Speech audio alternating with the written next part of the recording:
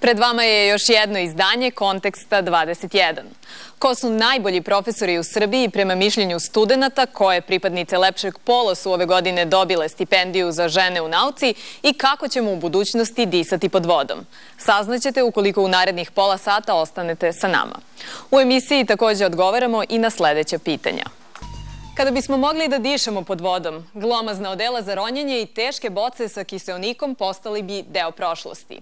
Razvoj nauke svakako napreduje i evo šta bi moglo da omogući da oprema za ronjenje postane manja i lakša za nošenje, ali i pomogne obolelima od raka pluća. Najboljim profesorima priznanje studenata svakako laska, iako važe za stroge nastavnike. Pozitivan stav, posvećenost i kreativnost tokom predavanja smatraju također važnim. Možda to i jeste ključ uspeha da ponesu titulu predavača koji studentima postaju uzori. Zašto su uzori tako dobro sredstvo za učenje, pogotovo kada govorimo o nesvesnom učenju, i kako kreirati sopstveni identitet u tom smislu? Pa, znate, kad gledamo kako dete formira svoju ličnost, onda u stvari možemo identifikovati neka tri osnovna načina. Jedan način je da roditelji definišu dete, da mu kaže ti si ovakav, ne znam, pametan, sposoban, talentovan, lep, spretan, nespretan i tako dalje. Znači, to je nekada jako loše, naročito kada ga negativno etiketiraju. Svi bi da odu na Harvard.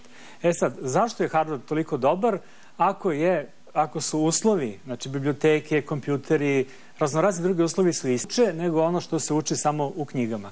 I to je upravo ono što čini neki veliki fakultet, postojanje takvih uzora sa kojima se možemo identifikovati. Identifikacija nije jedini psihološki izraz za opisivanje i imanje uzora, ali o tome ćemo u nastavku emisije. A sada, evo priče o mladim srpskim naučnicama. Dragani Ilić, Jovani Grahovac i Aleksandri Dimitrijević, dobitnicama nacionalnih stipendija za izuzetan naučno-istraživački rad u okviru globalnog programa za žene u nauci, koje svakako možemo svrstati među prave uzore.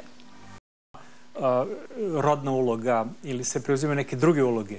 I kada odrastemo, onda ne radimo to kao deca. Znači, deca bi hteli da budu totalno kao neko drugi. Zato, recimo, mladi ljudi ili kako zamoli nekoga za uslugu. I onda, posmatrajući sve to, znači kako ta osoba to radi, vi onda počinjete da radite isto i u stvari ona biva model koga vi ugradite u neki svoj repertoar ponašanja. Pomenuli ste idole. Gde smo mi danas u kontekstu te priče?